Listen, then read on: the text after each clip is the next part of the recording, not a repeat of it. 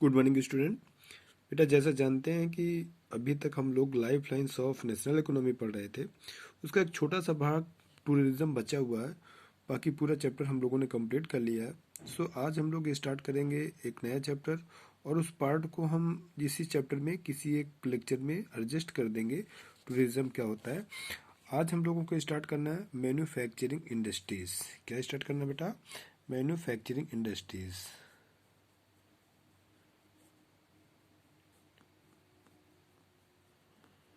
Manufacturing industries.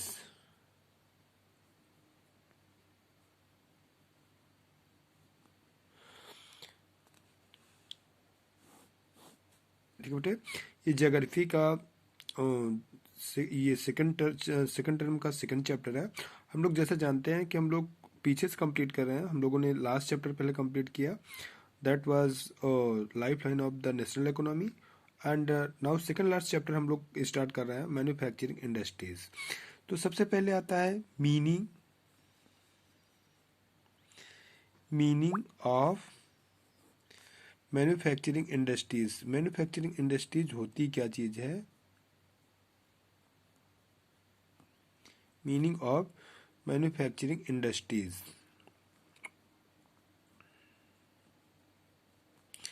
सबसे पहले समझते हैं कि ये मतलब मीनिंग क्या होता है ऑफ मैन्युफैक्चरिंग इंडस्ट्रीज का। तो पहले मैन्युफैक्चरिंग क्या होता है ये पहले समझते हैं। The process of changing the primary raw materials into the more useful and valuable products by utilizing machines and human skills is called manufacturing. It is very important that what is manufacturing. तो manufacturing क्या होता है बेटा? The process by which the raw materials converted into the more useful and valuable materials with the help of machines and human skills is called manufacturing. The products thus obtained is called secondary product. हम लोग जानते हैं बेटा कि primary products क्या होता है। हम लोगों ने सेक्टर ऑफ इंडियन इकोनॉमी में पढ़ा था कि प्राइमरी सेक्टर्स वो होते हैं जिसमें प्रोडक्शंस क्या किया जाता है, नेचुरल बेस्ड प्रोड्यूस किया जाता है। तो जो प्रोडक्शंस नेचुरल बेस गेन होता है उसको प्राइमरी मटेरियल्स कहते हैं, और प्राइमरी मटेरियल्स को सेकेंडरी मटेरियल्स यानी इंडस्ट्रियल प्रोडक्ट में कन्वर्ट करने के प्रोसेस को मैन्युफैक्चरिंग कहते हैं। और ये काम जहाँ पर परफॉर्म होता है उसे मैन्युफैक्चरिंग इंडस्ट्रीज कहते हैं। तो अब अगर हम इसे एक्सप्लेन करना चाहें तो मैं एक्सप्लेन कर रहा हूँ। The process by which the process of changing the primary raw materials into the product materials। मतलब क्या होता है बेटा कि इसमें प्राइमरी मटेरियल्स होता है, प्राइमरी मटेरियल्स मतलब प्राइमरी मटेरियल्स क्या हो सकता है बेटा? प्राइमरी मटेरियल्स आपका एग्रीकल्चर प्रोडक्ट भी हो सकता है। प्राइमरी मटेरियल का पार्ट क्या हो सकता है? एग्रीकल्चरल प्रोडक्ट हो सकता है, एग्रीकल्चर प्रोडक्ट हो सकता है, प्रोडक्ट्स या आपका मिनरल्स हो सकते हैं। हम लोगों ने जब पढ़ा था सेक्टर्स ऑफ इंडियन इकोनॉमी तो हमने बताया था कि माइंस या माइनिंग भी प्राइमरी सेक्टर में ही आता है। मिनरल्स हो सकते हैं, तो जो मिनरल्स हम जमीन के अंदर से निकालते हैं उसको हम लोग मिनरल्स कहते हैं। तो मिनरल्स या एग्रीकल्चर प्रोडक्ट जो होते हैं उनको फाइनल प्रोडक्ट या इंडस्ट्रियल प्रोडक्ट में कन्वर्ट करने के प्रोसेस को मैन्युफैक्चरिंग कहते हैं। फॉर एग्जाम्पल जैसे हम लोगों ने आयरन निकाला, फॉर एग्जाम्पल के तौर पर जैसे हम बातें करें, जैसे सपोज करो कि हम लोगों ने आयरन निकाला और आयरन को हम लोग कोई एक प्रोडक्ट के फॉर्म में कन्वर्ट करें, जैसे बाइक के फॉर्म में कन्वर्ट कर दें, तो ये हमारे पास क्या हो गया? ये मैन्युफैक्चरिंग प्रोसेस हो गया। या हम लोग जैसे बेटे एग्रीकल्चर प्रोडक्ट की बात करें, तो जैसे हम एग्रीकल्चर प्रोडक्ट में कॉटन की बात करें और कॉटन को हम लोग टेक्सटाइल इंडस्ट्रीज के थ्रू किसमें कन्वर्ट कर दें? क्लॉथ्स में कन्वर्ट कर दें, तो ये हमारे पास क्या हो गया? ये मैन्युफैक्चरिंग प्रोसेस हो गया। तो मैन्युफैक्चरिंग प्रोसेस क्या होता है? क्लियर है? The process of changing the primary raw materials into the more useful and product materials utilising machines. ये भी बहुत जरूरी है क्योंकि ऐसा नहीं था कि इंडस्ट्रीज आने के पहले लोग कपड़ा नहीं पहनते थे, लोग कपड़ा पहनते थे लेकिन वो इंडस्ट्रियल प्रोडक्ट नहीं होता था, वो एक छोटे लेवल पर कपड़ा बुना जाता था, घरों में बुना जाता था, तो दैट वाज, वो इंडस्ट्रियल प्रोडक्ट नहीं था, लेकिन था वो इंडस्ट्री। तो जब इंडस्ट्री मतलब, लेकिन था वो प्रोडक्ट, तो उस समय जब इंडस्ट्री के पहले प्रोडक्ट यूज किया जाता था तो उसे प्रोटो इंडस्ट्रियलाइजेशन कहा जाता था उस टाइम को। लेकिन बाद में जब बड़ी बड़ी इंडस्ट्रीज स्टेब्लिश हो गई, तो इसके लिए मस्ट नेसेसरी है कि अगर आप डिफाइन कर रहे हैं इंडस्ट्रियलाइजेशन को, तो आप मैन्युफैक्चरिंग को, तो आपको ये जरूरी है कि the process changing the primary raw materials into the more useful and valuable product materials utilizing machines and human skills is called industries या manufacturing. The products thus obtained is called the secondary product. जैसे sugar है, sugar बेटे कहाँ से मिला, तो sugar cane से मिला। शुगर, तो शुगर क्या है, इंडस्ट्रियल प्रोडक्ट बन गया। ये इसका प्राइमरी प्रोडक्ट क्या था, आपका शुगर केन से शुगर बना।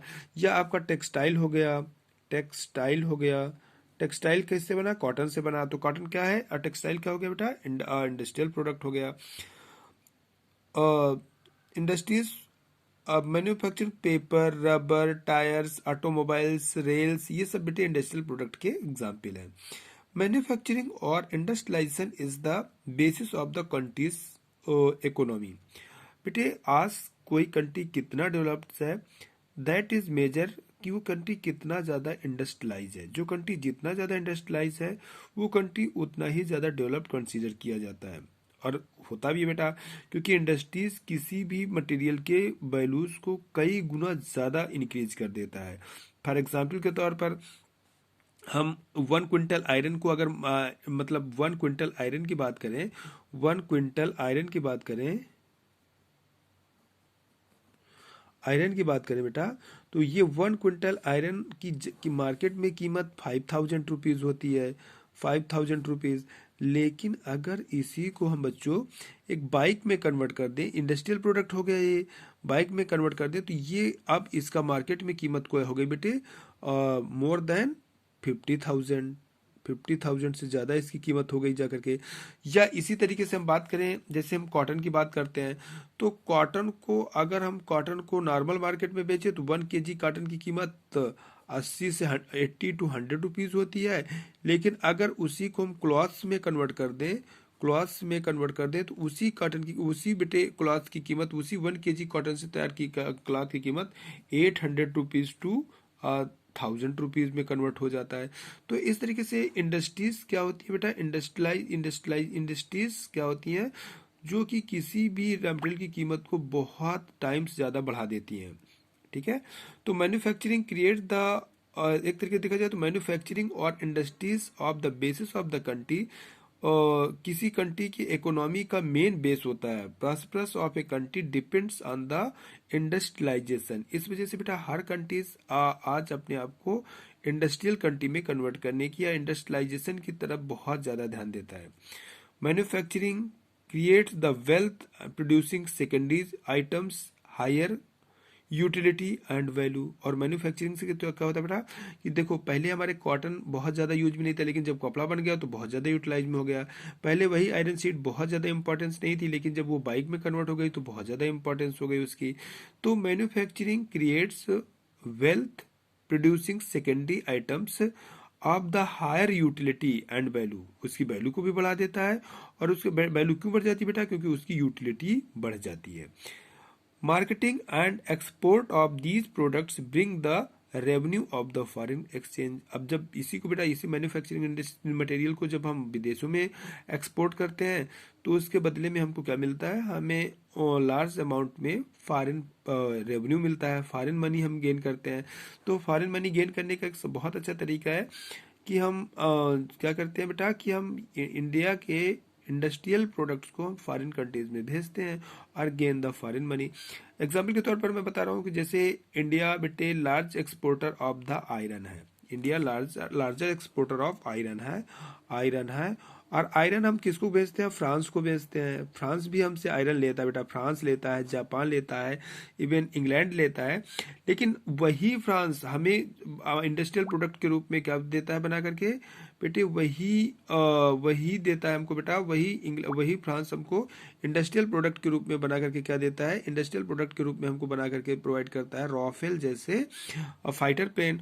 और समझो कि कहाँ हमसे आयरन किस रेट में लेता है, और जब वही हमें राफेल प्रोवाइड करता है तो 36 राफेल की कीमत 54,000 करोड़ रुपए बना देता है।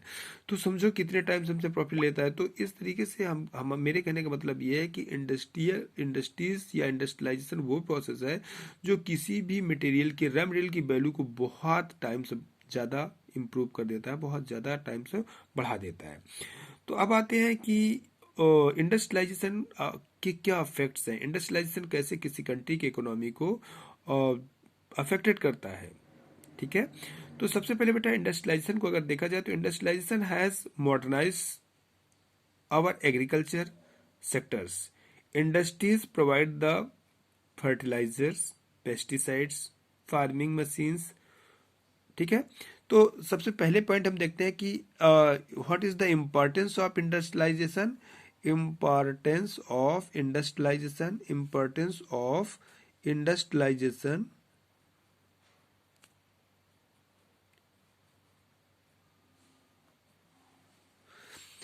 ठीक है बच्चों, इंपॉर्टेंस ऑफ इंडस्ट्रियलाइजेशन की बात करते हैं। तो सबसे पहला इंपॉर्टेंस है बेटा कि ये हमारे एग्रीकल्चर सेक्टर को मॉडर्नाइज किया। इंडस्ट्रियलाइजेशन ने हमारे एग्रीकल्चर सेक्टर को मॉडर्नाइज कर दिया। कैसे मॉडर्नाइज किया बेटा? डिफरेंट टाइप्स के मतलब एग्रीकल्चरल टूल्स प्रोवाइड किया, लाइक ट्रैक्टर्स है, या डिफरेंट टाइप्स के और अदर मशीन्स हैं, चाहे वो पेस्टिसाइड्स की मशीन हो, फर्टिलाइजर प्रोवाइड किया, पेस्टिसाइड प्रोवाइड किया, फार्मिंग डिफरेंट टाइप की machines, equipment, pump set provide किया जो इरिगेशन के लिए बहुत ज़्यादा हेल्पफुल है। ठीक है, और इससे जिसके थ्रू एग्रीकल्चर प्रोडक्ट का बहुत ज़्यादा बढ़ गया। तो इस तरीके से agriculture itself provide the raw. हाँ, तो इस तरीके से एग्रीकल्चर को मॉडर्नाइज करने में इंडस्ट्रियलाइजेशन का बहुत बड़ा रोल है। और ऐसा नहीं है कि केवल इंडस्ट्रियलाइजेशन का रोल है, बल्कि एग्रीकल्चर का इंडस्ट्रियलाइजेशन में भी बहुत ज़्यादा रोल है, क्योंकि डिफरेंट टाइप्स के industries depended on the raw material for the on the agriculture. बहुत ऐसी इंडस्ट्रीज हैं बेटे जो अपने रॉ मटेरियल के लिए एग्रीकल्चर पर इंडस्ट्रीज हैं, एग्रीकल्चर पर डिपेंड्स हैं। जैसे हम कॉटन टेक्सटाइल इंडस्ट्रीज देखें तो कॉटन टेक्सटाइल इंडस्ट्रीज का जो रॉ मटेरियल होता है वो कॉटन होता है, और कॉटन क्या होता है बेटा? एग्रीकल्चर प्रोडक्ट होता है। It is also gain from the agriculture. या दूसरे तरीके की इंडस्ट्रीज की बात करें हम, शुगर इंडस्ट्रीज, तो जो शुगर इंडस्ट्रीज है उनका रॉ मटेरियल क्या होता है बेटा? शुगर होता है, शुगर केन होता है, शुगर केन से शुगर बनती है, और शुगर केन एग्रीकल्चरल प्रोडक्ट होता है। या जूट इंडस्ट्रीज की हम बातें करें, जूट इंडस्ट्रीज, तो jute industries is basically dependent on the Jutes. And jute बेटे जो क्या होता है? एक एग्रीकल्चर रॉ मटेरियल्स होता है, एग्रीकल्चर प्रोडक्ट होता है।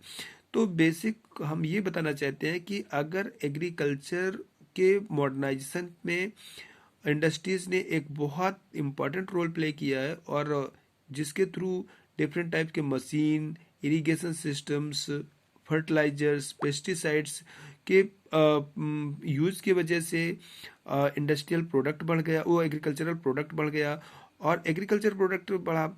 इसी तरीके से इंडस्ट्रियलाइजेशन के डेवलपमेंट में भी हमारा एग्रीकल्चर सेक्टर ने भी काफ़ी इंपॉर्टेंट रोल प्ले किया। और जो भी इंडस्ट्रीज एग्रो बेस्ड इंडस्ट्रीज हैं, एग्रो बेस्ड इंडस्ट्रीज बेटे उन्हें कहा जाता है जो अपने रॉ मटेरियल के लिए एग्रीकल्चर पर डिपेंड होती है। तो एग्रो बेस्ड इंडस्ट्रीज जो हैं वो बेटे अपने रॉ मटेरियल के लिए डिपेंडेड हैं ऑन द एग्रीकल्चर। जैसे मैंने बताया कि एग्जांपल दिया कि जैसे कॉटन टेक्सटाइल इंडस्ट्रीज है, कॉटन के लिए कॉटन पे डिपेंडेड है, जूट इंडस्ट्रीज है, जूट पे डिपेंडेड है, शुगर केन इंडस्ट्रीज है, शुगर पे डिपेंडेड है। तो ऐसी इंडस्ट्रीज को जो एग्रीकल्चर पर डिपेंड होती हैं फॉर देयर रॉ मटेरियल के लिए, उन्हें एग्रो बेस्ड इंडस्ट्रीज कहते हैं। तो इस तरीके से इसने एग्रीकल्चर को बेटे मॉडर्नाइज किया। New means of transportation are introduce because of the industries की वजह से बेटे new means of transportation introduce किए गए। जैसे डिफरेंट मीन्स ऑफ ट्रांसपोर्टेशन की बात करें तो जैसे रोडवेज, तो रोड, जब पिछला चैप्टर हम लोगों ने पढ़ा रोडवेज के बारे में पढ़ा, तो रोडवेज में क्या चलती है बेटा? रोडवेज में बसेज हैं, कार हैं, टैक्सीज हैं, बस चलती है, कार चलती है, टैक्सी चलती है, ये सब बेटे इंडस्ट्रियल प्रोडक्ट होते हैं। बस को भी इंडस्ट्री बनाती है, और ट्रक को भी इंडस्ट्री बनाती है, इवन रेलवे को भी इंडस्ट्री बनाती है। तो रेलवेज जो best means of plan transportation है, चीप भी है, उसको भी बेटे इंडस्ट्रीज में ही वो बन करके तैयार होते हैं। इसी तरीके से अगर हम फास्टेस्ट मीन्स ऑफ ट्रांसपोर्टेशन की बात करें, एरोप्लेन, तो aeroplane is also the product of the industry. तो इस तरीके से बेटे इंडस्ट्रीज ने हमारे मीन्स ऑफ ट्रांसपोर्टेशन को बहुत फास्ट कर दिया एंड बहुत फास्ट कर दिया। ये भी एक इंडस्ट्रियलाइजेशन का एक ही बहुत बड़ा प्रॉफिट है। Industrialisation initiate to the urbanisation, क्योंकि बेटे इंडस्ट्रीज के डेवलपमेंट की वजह से बड़े बड़े शहरों का डेवलपमेंट होता है, तो industrialisation also support to the urbanisation. Industrialisation in promote areas help for removing the difference between the economically developed and backward classes। बेटे इंडस्ट्रियल डेवलपमेंट से जो हमारा इंडस्ट्रियल बैकवर्डनेस होता है या जो गरीबी होती है वो भी खत्म होती है, क्योंकि इंडस्ट्रियल डेवलपमेंट होने की वजह से कंट्री की प्रॉस्पेरिटी बढ़ती है, और कंट्री की प्रॉस्पेरिटी बढ़ती है तो इट्स श्योर दैट कि जो पुअर एंड रिच के बीच में जो एक गैपिंग होता है वो रिड्यूस होता है और वो फुलफिल होता है। और इस तरीके से मॉडर्नाइजेशन में इंडस्ट्रीज एक बहुत बड़ा इंपॉर्टेंट रोल प्ले करती है।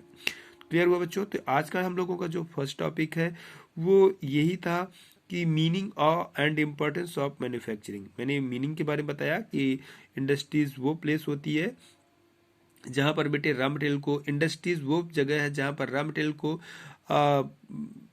कन्वर्ट किया जाता है इनटू द प्रोडक्ट मटेरियल में। और मैन्युफैक्चरिंग क्या है? The process by which the less important raw material is converted into the more important product materials with the help of the machines and human skills is known as a manufacturing process. और मैंने बताया कि manufacturing बहुत ज्यादा important role play करता है in the development of the country. Okay बच्चों, okay आज का टॉपिक ये इतना ही रखते हैं। इसके बाद नेक्स्ट वीडियो में हम आगे एक्सप्लेन करते हैं।